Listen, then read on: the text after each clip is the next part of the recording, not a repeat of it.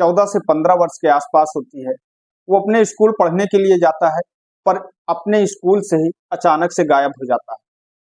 और जब वो रात तक अपने घर वापस नहीं आता, तब जो उसके माता पिता हैं, उसके माता पिता परेशान होते हैं और परेशान होने के बाद में वो पुलिस स्टेशन जाते हैं। पुलिस स्टेशन पहुंच करके अपने बेटे की गुमशुदगी की रिपोर्ट दर्ज करवाते हैं। पुलिस उनके बेटे की गुमशुदगी की रिपोर्ट दर्ज करती है और उसके बाद में उस बेटे की तलाश करना शुरू कर देती है। पर कई दिनों तक पुलिस परेशान होती है और कई दिनों तक उस बेटे के विषय में कुछ भी पता नहीं लगता है। तब पुलिस के ऊपर काफी दबाव पड़ता है, काफी प्रेशर पड़ता है और फिर कई दिनों के बाद उस बेटे की लाश एक सेप्टी टैंक से मिलती है। दोस्तों, आज की ये जो कहानी है, कहानी बड़ी ही अजीबोगरीब है, जिसे सुन करके शायद आप लोगों को भी यकीन करना मुश्किल होगा। तो आज की इस कहानी के माध्यम से हम लोग ये जानने की कोशिश करेंगे कि आखिरकार उस 14 से 15 वर्ष के बेटे के साथ में क्या हुआ था और किसने उसकी हत्या की थी। ये सब कुछ जानने के लिए इस कहानी को लास्ट तक जरूर सुनें। तो आदाब, नमस्कार, सत श्री अकाल, मैं सागर पटेल। दोस्तों, कहानी शुरू करें उससे पहले आप लोगों से एक छोटा सा रिक्वेस्ट है कि अगर आप लोगों को ये कहानी, ये सच्ची घटना अच्छी लगे तो इसे एक लाइक शेयर कर कमेंट बॉक्स में अपनी राय हमें जरूर दीजिएगा, जिससे कि मेरा हौसला बढ़ता रहे और मैं आप लोगों के लिए इसी प्रकार की नई नई सच्ची घटनाओं से अवगत कराता रहूं। दरअसल दोस्तों, आज की ये जो सच्ची घटना है, ये सच्ची घटना उत्तर प्रदेश की है।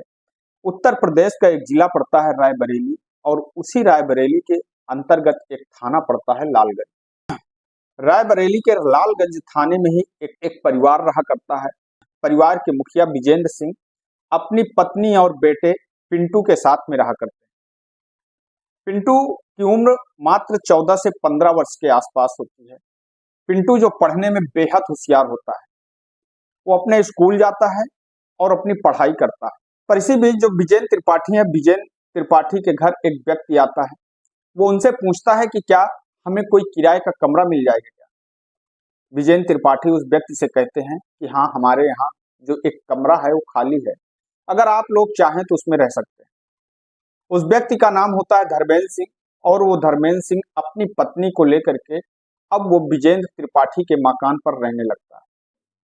सब कुछ बहुत अच्छी तरीके से चल रहा था और जो धर्मेंद्र त्रिपाठी की पत्नी थी, जिसकी उम्र अभी मात्र 32-33 वर्ष के आसपास थी, अभी तक उसकी कोई संतान नहीं थी, उन दोनों की अभी नई नई शादी हुई थी। उसे गंदी किताबें पढ़ने का बहुत ज्यादा शौक होता है। अब जो धर्मेंद्र सिंह है, धर्मेंद्र सिंह अपने काम पर जब सुबह निकल जाता है और जो उसकी पत्नी है, पत्नी घर पर अकेली रहती है, तब वो एक दुकान पर अक्सर जाया करती है और वहां से नोवेल लेकर के आती है और उन किताबों को अक्सर पढ़ा करती है। एक दिन जब वो इस दुकान पर जाती है उन किताबों को खरीदने के लिए, तभी वो देखती है कि जो उनके मकान मालिक का बेटा पिंटू है, पिंटू भी उसी दुकान पर खड़ा होता है। अब वो महिला क्योंकि हर 8 से 10 दिन में एक किताब को लेने के लिए जाती थी और जब उस किताब को पूरा पढ़ लेती थी, तब उस किताब को उस दुकान में वापस करती थी और उसके बाद में वो वहां से दूसरी किताब लेकर के आ जाया करती। जैसे ही वो देखती है कि वो लड़का, जिस पिंटू सिंह भी वहां मौजूद है, तभी वो पिंटू सिंह से कहने लगती है कि बेटा, मैं इस दुकान पर डेली इन किताबों के लिए लेने के लिए आती हूँ, पर आज के बाद अगर तुम यहाँ पर आते हो तो तुम इन किताबों को अपने नाम से ले लिया करो और ये किताबें हमको दे दिया करो। पिंटू सिंह कहता है कि ठीक है। अब पिंटू करता क्या है कि उन किताबों को, उन नोवेल को वो अपने नाम से उस दुकान से ले लेता है और लेने के बाद में वो जो उसके घर में उसकी जो मकान मालकिन होती हैं, उन मकान मालकिन को आकर के दे देता है। मकान मालकिन और पिंटू जब स्कूल से आ जाता है, खाली समय होता है, तो वो भी उन्हीं के पास में बैठ करके अपना समय व्यतीत करता है। अब एक दिन जो मकान मालकिन होती है, मकान मालकिन उस किताब को पढ़ रही थी, उसमें जो कुछ गंदी अश्लील बातें लिखी थी उनको पढ़ रही होती है। उसी समय जो पिंटू है, पिंटू उसके पास में बैठा होता है। उन किताबों को पढ़ते पढ़ते जो मकान मालकिन की नीयत है वो खराब हो जाती है। उसके अंदर वो जोश जाग जाता है और फिर वो पिंटू को अलग अलग तरीके से छूने लगती है। पिंटू अपने आप को असहज महसूस करता है। वो सोचता है कि आखिरकार आप ये हमारे साथ में क्या कर रहे हो। तभी वो कहती है कि देखो, हम जो कर रहे हैं ना, बहुत अच्छी चीज है, थोड़ी देर अभी देखना, थोड़ी देर के बाद आपको भी बहुत अच्छा लगने वाला है। पहला दिन था, पिंटू को कुछ असहज महसूस होता है, पर जब डेली से इसी प्रकार डेली इसी प्रकार वो महिला पिंटू के साथ में इस तरीके का काम करती है, तो अब पिंटू सिंह की भी आदत पड़ जाती है। अब पिंटू जब स्कूल से आता है, अपना बैग रखता है और बैग रखने के बाद में वो सीधा उस महिला के पास में पहुंच जाता है और फिर दोनों एक दूसरे के साथ में शारीरिक संबंध बनाते हैं। दोस्तों, सब कुछ इसी प्रकार से चल रहा था, पर एक दिन जो उस महिला का पति धर्मेंद्र होता है, धर्मेंद्र अपनी पत्नी के साथ में पिंटू को कुछ आपत्तिजनक हालत में देख लेता है। जैसे ही वो उसको उसके साथ में आपत्तिजनक हालत में देखता है, उसे कुछ ना कुछ शक हो जाता है और वो सोचता है कि हम इस हकीकत का पता लगा करके रहेंगे। और इसके लिए वो एक दिन अपनी पत्नी से कहता है कि आज वो लखनऊ जा रहा है। वो घर से लखनऊ जाने के लिए कह करके निकलता है, पर 2 घंटे के बाद ही वो रास्ते से वापस आ जाता है। और जैसे ही धर्मेंद्र लखनऊ जाने के लिए कह करके निकलता है, इधर उसकी जो पत्नी है, पत्नी पिंटू को अपने पास में बुलाती है और फिर उसके साथ में शारीरिक संबंध बनाने लगती है। जैसे ही धर्मेंद्र 2 घंटे के बाद में घर वापस आता है, तो वो देखता है कि उसकी जो पत्नी है, वो उसके किराएदार, उसके मकान मालिक के लड़के के साथ में, पिंटू के साथ में आपत्तिजनक हालत में होती है। दोनों एक दूसरे के साथ में शारीरिक संबंध बना रहे होते हैं। जैसे ही इस बात को देखता है, तो उसका खून खौल उठता है। वो परेशान होता है और वो उसी समय पिंटू वहां से अपने घर पर चुपचाप चला जाता है, काफी डर जाता है। और इधर वो अपनी पत्नी को भी काफी कहा सुनी करता है, उससे झगड़ा करने लगता है। उसकी पत्नी उससे माफी मांगती है, कहती है कि मुझसे गलती हो गई है, मुझे माफ कर दो। दोस्तों, पर शायद धर्मेंद्र उसी दिन ये ठान लेता है कि आज के बाद वो पिंटू को खत्म ही कर देगा। अगला दिन होता है। अगला दिन पिंटू अपने स्कूल में पढ़ने के लिए जाता है और जब उसकी स्कूल से छुट्टी होती है, छुट्टी के बाद जो धर्मेंद्र है, धर्मेंद्र बाइक लेकर के वहां पर पहुंच जाता है। पिंटू अपने घर से अपने स्कूल से जब अपने घर के लिए आ रहा होता है, तभी धर्मेंद्र उसको रास्ते में मिलता है और कहता है कि बेटा, कहाँ जा रहे हो? आप हमारे साथ में बैठ लीजिए, अभी हम भी घर चलने वाले हैं। पिंटू चुपचाप धर्मेंद्र सिंह के साथ में उसकी बाइक पर बैठ जाता है और उसके बाद में जैसे ही धर्मेंद्र सिंह कुछ दूर पर चलता है, कुछ दूर चलने के बाद में वहीं पास में एक पहाड़ी गांव पड़ता है और वो पिंटू से कहने लगता है कि बेटा, 10 मिनट के लिए हमें इस गांव में एक व्यक्ति से मिलना है और 10 मिनट उससे मिलेंगे, थोड़ी सी बात करेंगे और फिर उसके बाद में हम लोग चलेंगे। पिंटू उसकी बाइक पर बैठा है। अब वो उस पहाड़ी गांव में जाता है, वहां पर उसका मित्र होता है एक राधे श्याम। उस राधे श्याम के पास में जाता है, उसके घर पर बैठता है और फिर वहां पर वो 2 से 3 अपने और दोस्तों को बुलाता है। वो सारे लोग वहां पर इकट्ठा होते हैं और इकट्ठा होने के बाद में वो लोग बैठ करके शराब पीने लगते हैं। पिंटू इस बात बीच कई बार उससे कहता है कि अंकल चलिए, हमें घर चलना है। तभी जो धर्मेंद्र सिंह है कहता है कि थोड़ी देर रुको, अभी थोड़ी देर में चलते हैं। अब वो सब बैठ करके शराब पी रहे होते हैं। शराब पीते पीते जब उन चारों लोगों को नशा होता है, तभी वो पिंटू से पूछने लगता है कि पिंटू, आप जब अपनी आंटी के साथ में संबंध बनाते थे तो कैसे बनाते थे? पिंटू जो इस बात को नहीं समझता था, डरता था, वो बताने लगता है कि वो कैसे अपनी आंटी के साथ में संबंध बनाता था। उसके बाद वो पूछता है कि आपको कैसा लगता था, आपको मजा आता था कि नहीं आता था? पिंटू सब कुछ चुपचाप शांतिपूर्वक उस व्यक्ति से सब कुछ बताने लगता है। जैसे जैसे पिंटू सारी कहानी उस व्यक्ति से बता रहा था, उसका जो गुस्सा है, अंदर ही अंदर उसका खून खौलता जा रहा था और फिर वो गुस्से में आकर के अपने उन चारों दोस्तों के साथ में मिल करके वहीं पर पिंटू की हत्या कर देते हैं। हत्या करते हैं। हत्या करने के बाद में वहीं पर जो गांव के बाहर एक प्राइमरी स्कूल होता है, उस प्राइमरी स्कूल में जा करके उस शव को सेफ्टी टैंक के अंदर फेंक देते हैं। अब इधर रात के 9 बज जाते हैं। रात के 9 बजे तक जब पिंटू अपने घर पर लौट करके नहीं आता, तब उसके पिता जो विजेंद्र त्रिपाठी होते हैं, उसकी माँ, वो दोनों लोग अपने बेटे की राह देखते हैं। रात के 9 बज जाते हैं। 9 बजे तक वो अपने बेटे का इंतजार करते हैं, पर जब उनका बेटा 9 बजे तक घर वापस नहीं आता है, तब वो लोग परेशान होते हैं और परेशान होने के बाद में वो पुलिस स्टेशन जाते हैं। पुलिस स्टेशन जा करके अपने बेटे की गुमशुदगी की रिपोर्ट दर्ज करवाते हैं। पुलिस वाले पिंटू की गुमशुदगी की रिपोर्ट तो दर्ज कर लेते हैं, पर साथ ही वो धर्मेंद्र तिवारी से कहते हैं कि आप अपने बेटे की तलाश करिए। अगर कल सुबह के वो 10 बजे तक अपने घर वापस नहीं आता है, तभी हम इस केस की कुछ छानबीन करेंगे और आगे बढ़ेंगे। सुबह के 10 बज जाते हैं। 10 बजे तक भी पिंटू का कोई अता पता नहीं लगता, पिंटू अपने घर वापस नहीं आता।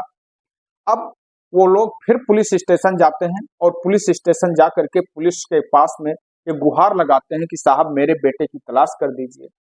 पुलिस इस मामले को इतनी गंभीरता से नहीं लेती, उन्हें ऐसा लगता था कि शायद वो कहीं अपने दोस्तों के साथ में घूमने के लिए गया होगा और अपने घर वापस आ जाएगा। धीरे धीरे समय बीतता है, 1 से 2 दिन, 2 से 3 दिन, 3 से 4 दिन, कई दिनों का समय बीत जाता है। अब इधर जो आसपास के लोग होते हैं, पड़ोस के लोग होते हैं, उन लोगों के बीच में भी गुस्सा पनपने लगता है और फिर एक दिन पूरे लालगंज को बंद करने का ऐलान कर दिया जाता है। जितने भी व्यापारी वर्ग के लोग होते हैं, सारे लोग गुस्से में आकर के पूरे लालगंज की मार्केट को बंद कर देते हैं। अब पुलिस के ऊपर दबाव पड़ रहा था, पुलिस काफी परेशान थी, उस बेटे को तलाश करने की कोशिश कर रही थी, पर उस बेटे का कहीं पर कोई अता पता ही नहीं चल रहा था। तभी यह बात लालगंज से रायबरेली पहुंच जाती है और जो रायबरेली के डीएम साहब होते हैं, एसपी साहब होते हैं, वो लोग भी मौके पर आ जाते हैं। वो भीड़ को शांत करवाते हैं और उस भीड़ से वादा करते हैं कि उन्हें 3 दिन का वक्त चाहिए, 3 दिन के अंदर ही उस बेटे की तलाश कर दी जाएगी।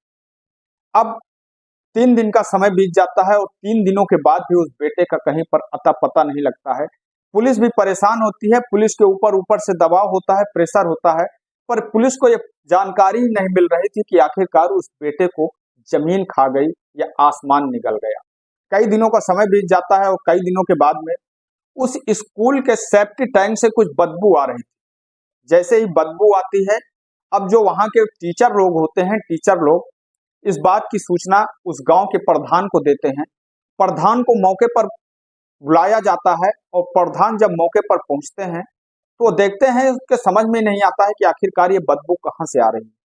तभी जो सफाई कर्मी है, उस सफाई कर्मी को बुलवाया जाता है और उसके बाद में जब उस सेफ्टी टैंक को खोला जाता है और उसके अंदर जब वो सफाई कर्मी देखता है तो देखता है कि वहां पर एक लड़के की लाश तैर रही होती है। उस लाश को बाहर निकाला जाता है और जब उस लाश को बाहर निकाला जाता है, उसकी पहचान की जाती है, तो पता लगता है ये तो लालगंज के रहने वाले विजेंद्र तिवारी का बेटा पिंटू है। अब इस बात की सूचना उसके माता पिता को दी जाती है और जब जैसे ही उसके माता पिता को इस बात की सूचना मिलती है, परेशान होते हैं। उस बेटे का पोस्टमार्टम करवाया जाता है और पोस्टमार्टम करवाने के बाद में उसका अंतिम संस्कार कर दिया जाता है। पर लोगों के बीच में बहुत ज्यादा गुस्सा थी, लोग ये जानना चाहते थे कि आखिरकार कौन है जो पिंटू को इस प्रकार से मारा है और क्यों मारा है। अब पुलिस उस कातिल तक पहुंचना चाहती थी, पर पुलिस के हाथ में ऐसे कोई सबूत नहीं थे जिससे पुलिस उस कातिल तक पहुंच सके। तभी पुलिस अब एक एक कड़ी को जोड़ना चालू करती है। पुलिस उस स्कूल में जाती है, उस स्कूल के टीचर से, सारे उसके आसपास के जो दोस्त होते हैं उन लोगों से उस बारे में पूछताछ की जाती है, पर वहां से पर भी पुलिस को कोई सुराग नहीं मिलता है, क्योंकि बच्चा जो सुबह से पढ़ने के लिए गया था, शाम तक अपने स्कूल में ही था, छुट्टी के बाद बाहर निकलता है, उसके बाद में अचानक कैसे गायब हो जाता है, कहाँ चला जाता है, ये बात की किसी को जानकारी नहीं। तभी पुलिस अब पिंटू के कमरे की तलाशी लेती है, जहां पर पिंटू रहता था, अपनी पढ़ाई करता था। पिंटू की जब एक एक बुक को खंगाला जाता है तो वहां से पुलिस को कुछ किताबें मिलती हैं और वो किताबें ऐसी किताबें जिनमें गंदी गंदी बातें लिखी होती हैं। पुलिस जैसे ही उन किताबों को पढ़ती है, देखती है, तो देख करके हैरान हो जाती है कि आखिरकार एक 14 से 15 साल का बेटा इस तरीके की किताबों को क्यों पढ़ता था। तभी पुलिस जब उस किताब के पन्नों को पलट रही होती है, उस किताब के पन्ने के पीछे एक नाम लिखा होता है, श्याम। अब पुलिस जानना चाहती है कि आखिरकार ये श्याम कौन है।